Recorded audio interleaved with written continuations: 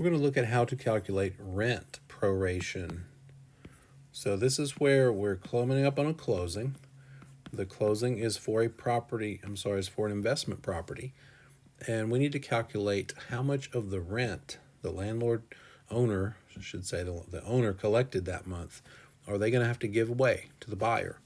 What's happening here is our month of closing is right here, the 1st, and for your purposes, up to the 30th. And we're going to say our closing is here on the 13th of the month. Well, what do we know when it's rent?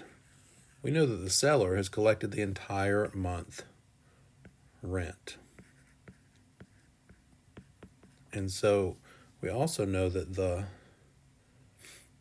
buyer wants some of that. How much should they get? They should get the portion of rent that is the number of days they are going to be the owner. So, just like all the other proration problems, the day of closing goes to the seller.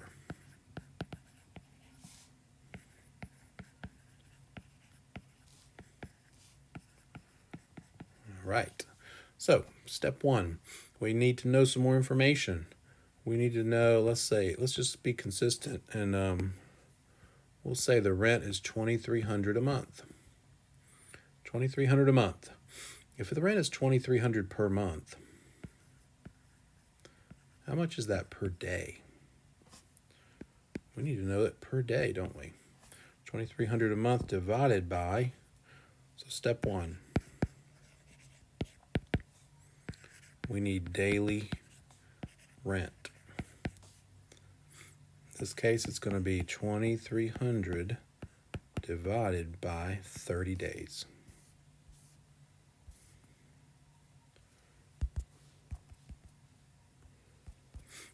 That's $76.67.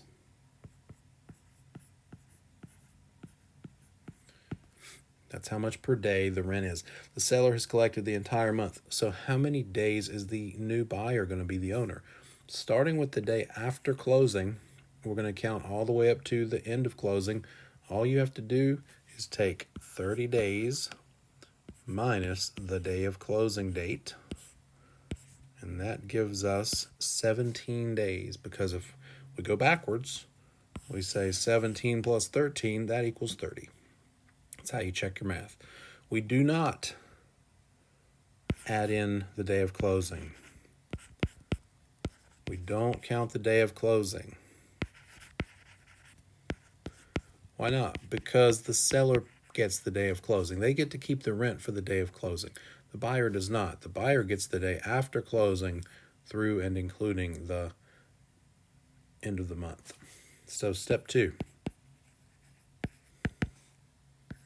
Calculate the days, the number. So this little sign is not just a hashtag. It's also an old school way to write a symbol for number. So number of days. In this case, it's 30 days minus 13th of the month. So it's 17 days.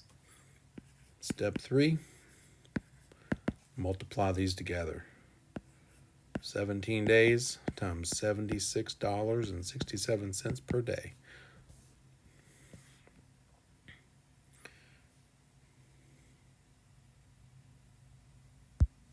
$76.67 times 17. Oops. Let me try that again. Our dollars per day again is $76.67. So, and then 17. Okay, 76.67 times 17 days, $1,303 and some change. $1,303. And that is a debit seller and credit buyer. We're taking $1,300 away from the seller and putting them on the buyer's side of the transaction, because that buyer is the new owner as of the day after closing. Therefore, they deserve the money from the rent that month for those remaining 17 days.